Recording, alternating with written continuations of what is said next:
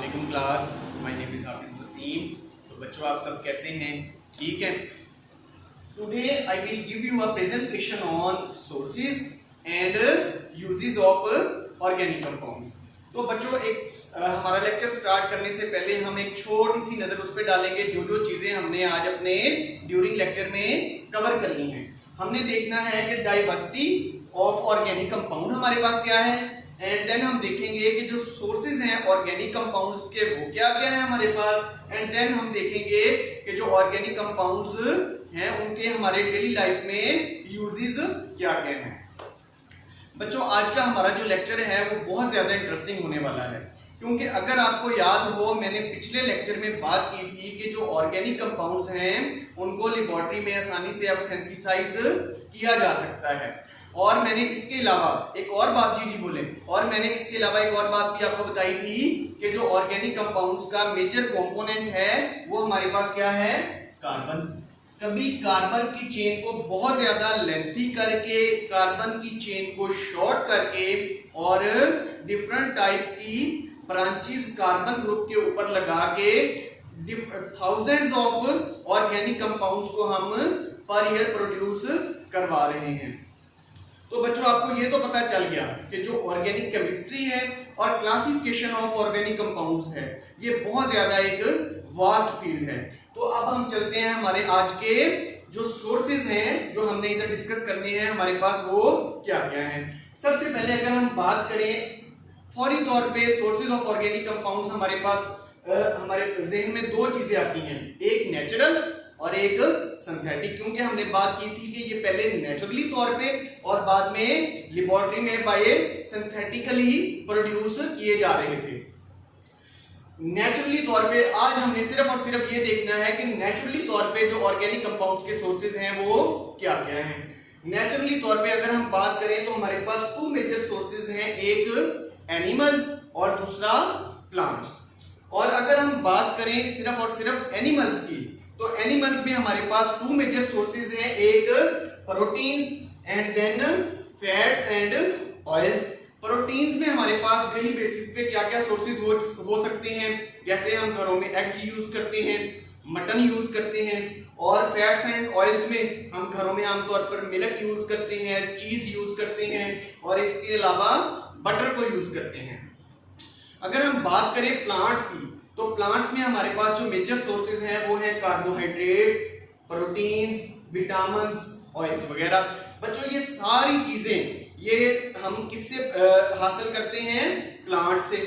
अच्छा कार्बोहाइड्रेट्स अगर हम बात करें, एग्जांपल हम देख रहे हैं कि कार्बोहाइड्रेट्स कौन कौन से प्लांट्स ऐसे हैं जिससे हम आसानी से हासिल कर सकते हैं, जैसे पोटैटो हो गया, राइस वगैरह हो गए, व्हीट हो गई। और इसके अलावा अगर हम विटामिन की और प्रोटीन्स की बात करें, जितने हमारे पास फ्रूट्स हैं, बीन्स हैं, ये इससे। और इसके अलावा अगर हम ऑयल्स की बात करें तो हमारे पास बहुत सारे ऐसे ऑयल्स हैं जो हम प्लांट सीड से एक्सट्रैक्ट करते हैं, जिसमें हमारे पास कौन कौन से ऑयल्स हैं, rapeseed oil, soybean oil, ठीक है, cottonseed oil, olive oil and palm oil वगैरह।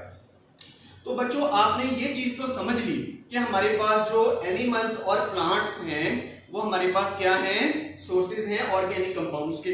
तो फौरी तौर पे आपके जहन में अगर क्वेश्चन आया हो कि कुछ ऐसे एनिमल्स और कुछ ऐसे प्लांट्स भी हैं जो डेड हो चुके होते हैं, क्या वो भी ऑर्गेनिक कंपाउंड्स के सोर्सेज हैं?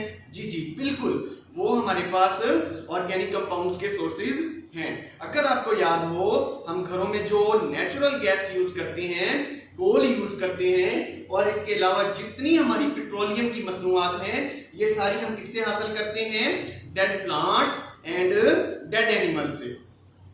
तो बच्चों अगर हम इसी पेट्रोलियम को सिर्फ और सिर्फ पेट्रोलियम जो हमारे पास मसनूआत हैं उसको अगर हम लेके क्या करें, उसके देन उस पे फर्दर हम उसके केमिकल रिएक्शन जो करवाते जाएं तो हमारे पास सिर्फ और सिर्फ पेट्रोलियम की मसनूआत से ही थाउजेंड्स ऑफ ऑर्गेनिक कंपाउंड्स जो हैं वो प्रोड्यूस हो जाएंगे।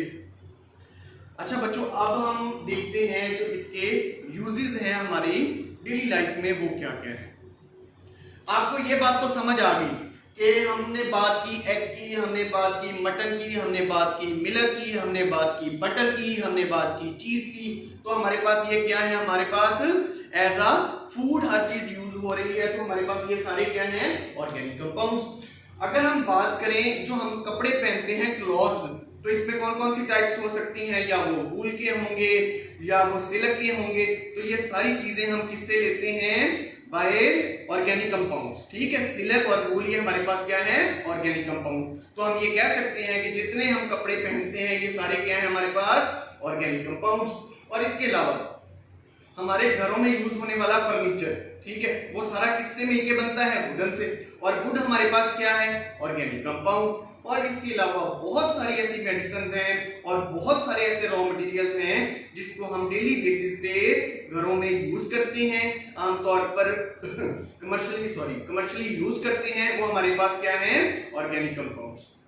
तो बच्चों आज का हमारा लेक्चर था इधर तक ही।